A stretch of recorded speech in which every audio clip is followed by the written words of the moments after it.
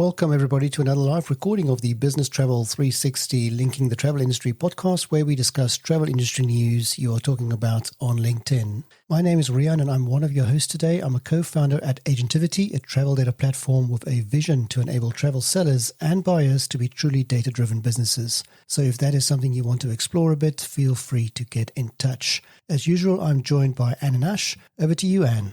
Thank you so much. I'm Anne. Welcome, everybody. I'm an independent consultant with LeapShift and happy to help anyone with our distribution strategy, NDC, one order, or airline beta. Over to you, Ash. Thank you. As you can see, the sun is shining here because it's 1 hour later. So hi, everyone. My name is Ash, and I'm the host of a weekly business travel podcast called What's Up in Business Travel, where we give you the important updates in under 15 minutes. Additionally, I'm the vice president at Traxo, and this is Linking the Travel Industry.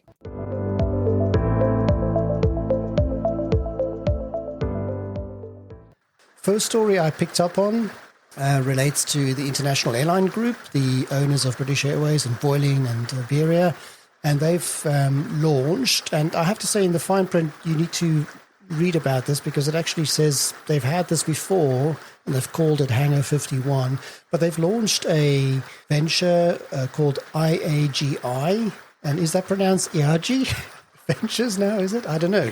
But IAGI Ventures, it's a venturing arm of IAG, and they've put 200 million euros in the kitty there to, and I quote, invest in high potential companies over the next 5 years. I imagine companies that relate to the industry, right? Anne, do we know much about this, or do I know as much about you about reading this? So to me, it's like a rebranding, but I must say that I don't know how much they've actually invested in the past. I mean, this is very welcome, as you all know, and this is something that I want the alliances to do. They should put more of a focus and try to help startups in this very challenging landscape. So kudos to them, but it is a rebranding only of name.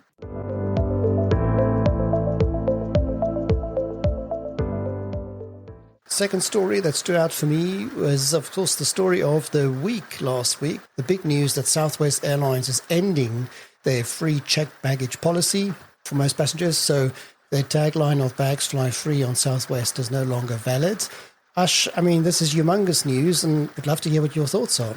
Well, actually, bags do fly free if you are a A-list preferred, and if you buy the fare that includes the bag. So the idea that bags no longer fly free is actually a misnomer. You know, a lot of people that fly Southwest that I know actually have the Southwest card. They're really, really entrenched in Southwest. So for those people, they will see very little difference in their day-to-day. This actually impacts the people who travel once or twice a year and do not participate in buying a higher fare category, which is what Southwest is trying to do with their premium launch. And so those are the people that will be impacted, and also people who don't participate in their credit card program. So you end up having a very small group of people who are really going to be impacted by the bag policy. And of course, Southwest needs to change their business model. It's been great for 50 plus years. We need to go into premium cabin, and you have to be able to charge for ancillary services. So, Anne, basically what they're doing is they're just becoming like any other airline, right, with regards to that policy? Well, you know what I think here, and I always say this, that I really like that you charge for the additional. I don't like paying for something that I don't use. So to me, not paying for a bag, if I don't bring a bag, is kind of useless. And I assume that they've done their business case, right? And that they realize that, because I think this is much more fair than anything else. And I think that Southwest can definitely do other stuff that will make them stand out as an airline. They have so much potential in doing so. But guys, if this is not such a big story, then why did I read some remarks where some people were saying, "Oh, this is the end of Southwest," and this is terrible. Because you know how people are, Rian. Yes, yeah. People are going to just jump to conclusions and make all sorts of comments, right? And so, actually, I'm very, very excited about this because this gives Southwest the ability to become cash positive, which is what they need. They also need to become profitable. And again, it's going to impact a very small sliver of people. And sometimes it's okay to lose some customers if they feel so strongly about it. But then what are they going to do? Go to United and pay $70 per bag? So it's not like you're going to be able to get around it. They were actually the last airline to offer something like that.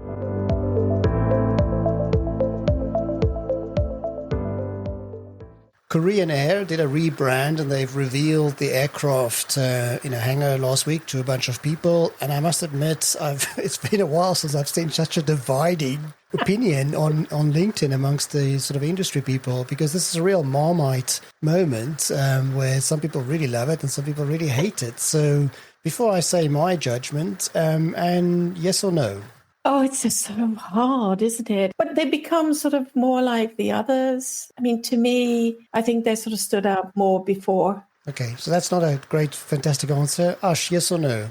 From a marketing perspective, and if you look at it purely from those eyes, it is a great move. Yes. The single color is definitely great. You can place this on any background. Yeah. The red, it takes away a little bit from the name Korean. So, I mean, the logo looks the same, just the colors are out. But I like. Yeah, I would agree. Now, my view on it is the same. I think from a pure marketing perspective, it's genius. It's very simple. It's a great font. It looks great. It's a very strong brand. But from a nostalgic airline perspective, we know how nostalgic this industry likes to be, right? We love the old logos, etc. I mean, that Korean Air light blue and the yin yang logo, it was very ingrained in our industry, right? We do like that. So I'm going to miss that. But I have to say, this is a very modern, clean look, and I, for one, like it.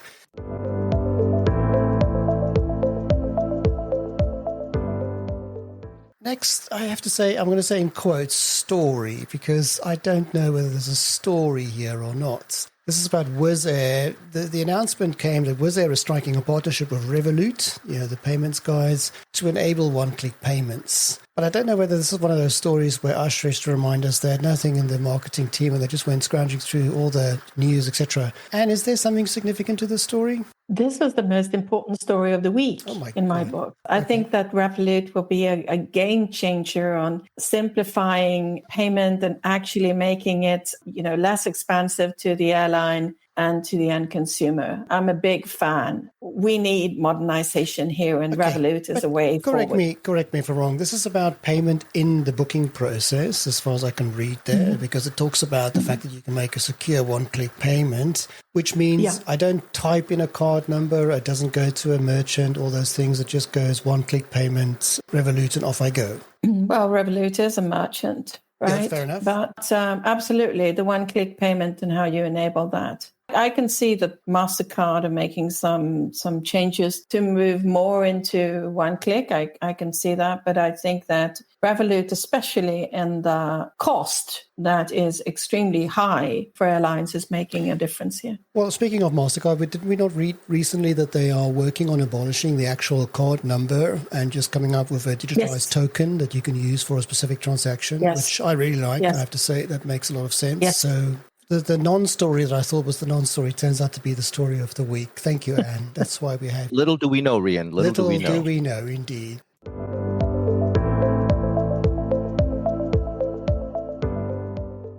Next story, Virgin Group. There's a story here that they are trying to raise funds, £700 million, to launch trains between London and mainland Europe by the end of the decade. And it comes on the back of a competition on that underground tunnel being opened up to other players, not just Eurostar, who's got, a fair, good old monopoly there. So they're trying to raise funds to get this going. They talk about high-speed rail that they want to achieve between London and other places in Europe. And of course, they're going to link up with the existing investment in high-speed rail too and all that sort of stuff. So, all around good news and nice to have a rail story, right, Anne? Absolutely. And of course, nice to have competition. We are not too fond of monopolies and duopolies, are we? Well, this will be a duopoly, right? But yes. I assume they've done their biz case, right?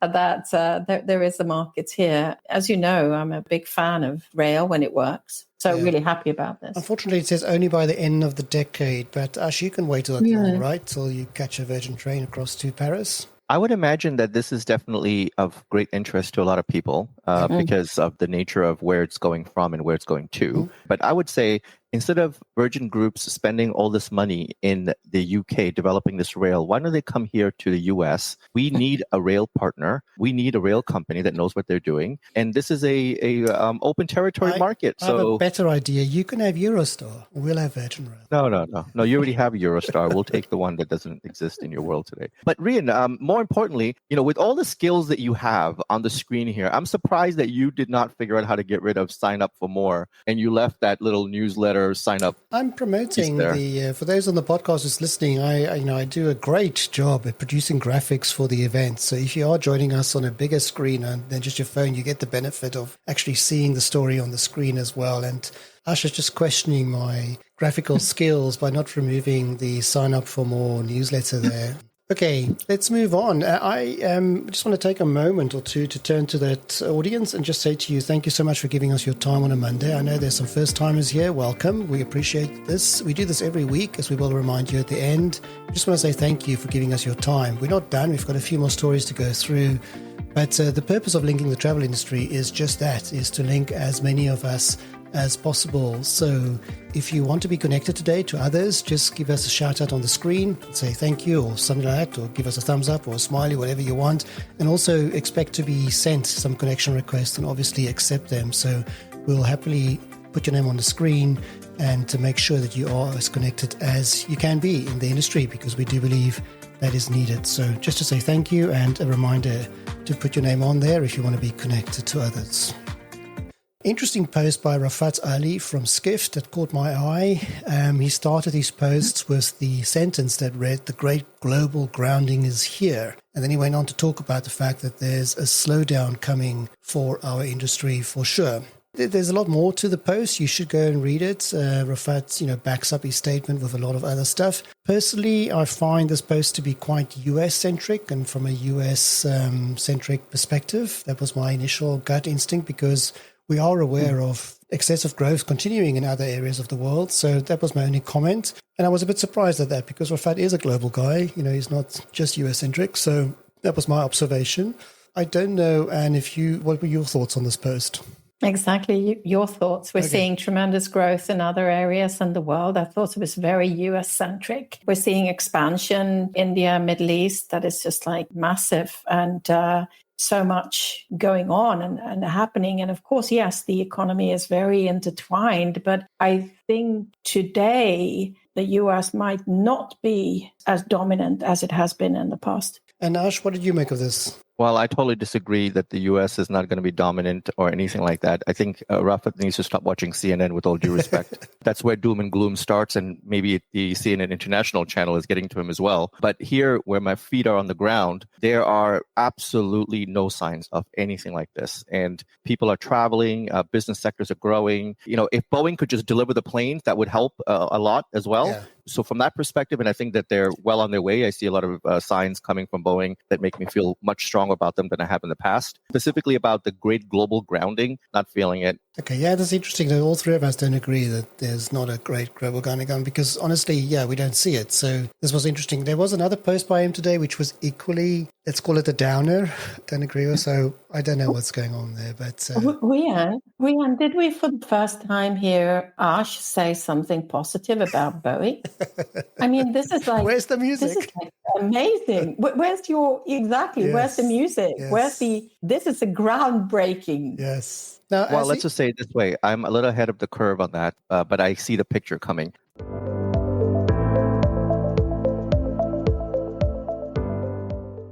Riyadh Air is eyeing a potential partnership with Air India and Indigo. Now, I find this very interesting. I have to say, this is a very interesting move. And you and I talked this last week. We talked about Riyadh Air is also investing in Air Asia. They're not even off the ground yet, and they're doing all these potential partnerships and investments. Ash, we're going to come to you on this, because I know you have an interest in this. So what are your thoughts? Yeah, I don't see it happening with both for sure. It's going to have to be one or the other. There's just too much competition between Air India and Indigo for that to actually occur where it fits into both. I'm going to say it's probably going to go the route of Indigo. Yeah, okay, interesting. Despite the fact that they fly to Schiphol. And Anne, what are your thoughts? I'm going to say that I expect them to have partnership with both. And we have talked about this before. And, sometimes we say that we're pretty good at predicting, and we have been predicting and saying that this is one of the biggest growth areas ever, connecting India through the Middle East. This is absolutely huge.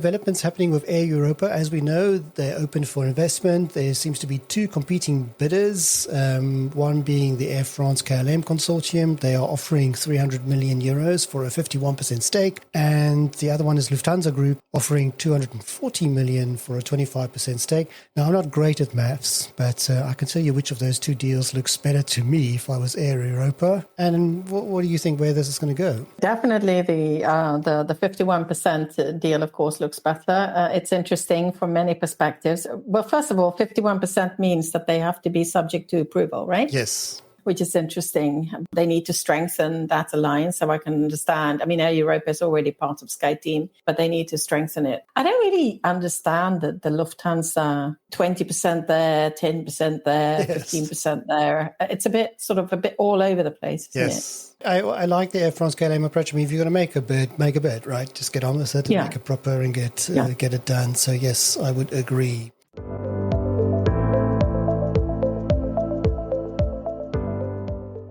I was not going to put this post in, but Ash convinced me to put this post in. American Express Global Business Travel, or MXGBT, they've made a big fanfare of the fact that they have processed 1 million NDC tickets. The initial post did not list a time frame for that, and then Martijn van der Voort did a post on that to say, hang on guys, what is this? Is it 10 years? Is it 1 year? Is it 6 months? What is it? And they actually edited the post with a little comment that says, yes, this was 1 million NDC tickets processed between January 2024 and February 2025. So Martijn, thank you for calling them out on that and making them put a date or some sort of reference in there so we can actually see what this is about. That's good. And the reason why I don't like this is because I don't think the NDC discussion should be this prevalent or talked about or in the news. It should be irrelevant. It should be, we're getting on with it. We are booking the best content for our customers. Let's move on with it. That's my view. I'm not overly critical about this. If they want to, that's what they want to talk about, that's fine. But I also recently commented on the fact that, Anne, you and I both feel the same about this. It's a real shame that the NDC conversation has spilled out into the sort of travel buyer, arena as well. So I don't think it should be talked about. But Ash, tell me why you think I should have included this post in my list of stories.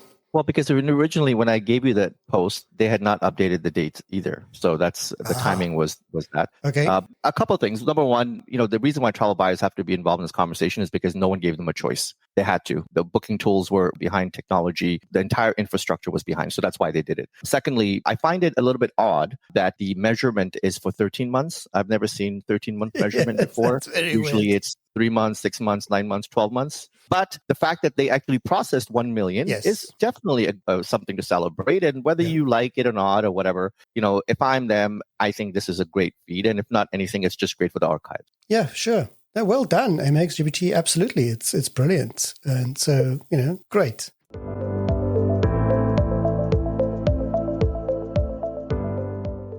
So the last story on my list relates to an American Airlines Boeing 737 that was traveling between, Colorado Springs and Dallas. It developed a problem with its engine. It did a diversion to Denver, and upon landing, there was a fire near the one engine. And for some reason, I don't understand this, the people evacuated onto the wings. There was some very dramatic footage, especially on BBC News, where you could see people standing on the wings. Everybody got off safe. It was all fine. Ash, do you know why they walked onto the wings and not just went through the slides? These were the people that were sitting behind the wing in the nosebleed section of the plane. Okay. So, to get off the plane, they had to use the wing to quickly get out because the fire was getting out of control.